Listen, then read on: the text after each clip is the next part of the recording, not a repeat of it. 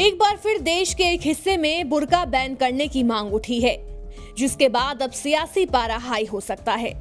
दरअसल अगले महीने 10वीं और 12वीं की बोर्ड परीक्षाएं शुरू होने वाली हैं, जिसके चलते महाराष्ट्र के मंत्री और भारतीय जनता पार्टी के नेता नितेश राणे ने अलग ही सुर छेड़ दिया है। उन्होंने शिक्षा मंत्री से एक नई डिमांड कर दी। उनका कहना है कि अगले महीने होने वाली 10वीं और 12वीं की बोर्ड परीक्षाओं के दौरान बुर्का पहनने पर प्रतिबंध लगाया जाए।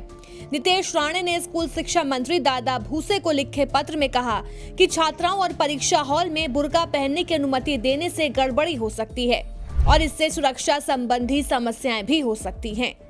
भाजपा नेता ने आगे कहा कि अगर परीक्षार्थियों को बुर्का पहनने की अनुमति दी गई तो ये पता लगाना कठिन हो जाएगा कि नकल करने के लिए इलेक्ट्रॉनिक उपकरणों या अन्य साधनों का इस्तेमाल किया जा रहा है या फिर नहीं। नितेश राणे ने कहा कि किसी भी अप्रिय घटना की स्थिति में इससे सामाजिक और कानून व्यवस्था संबंधी समस्याएं हो सकती हैं, जिससे कई छात्रों पर इसका असर पड़ सकता है। कंकावली से विधायक राणे के पास मत्स्य पालन और पोर्ट डेवलपमेंट डिपार्टमेंट का प्रभार है। अधिकारियों ने बताया कि स्कूल शिक्षा मंत्रालय ने अभी तक उनकी मांग पर हालांकि कोई प्रतिक्रिया नहीं दी है। 10वीं कक्षा के लिए बोर्ड परीक्षा 21 फरवरी से, जबकि 12वीं कक्षा की बोर्ड परीक्षा 11 फरवरी से शुरू होंगी। महिला पुलिसकर्मियों की नियुक्ति की जाए।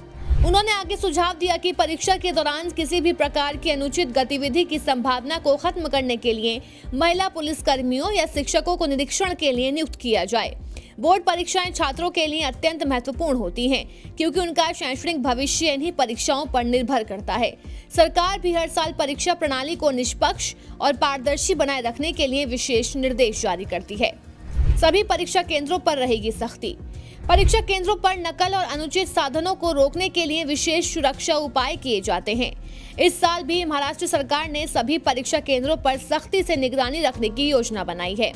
इसी क्रम में नितेश राणे ने अपनी मांग रखते हुए कहा कि बोर्ड परीक्षा के दौरान अगर छात्राएं बुर्का पहनकर परीक्षा देती हैं, तो उनकी सही पहचान और निष्पक्षता सुनिश्चित करना चुनौतीपूर्ण हो सकता है।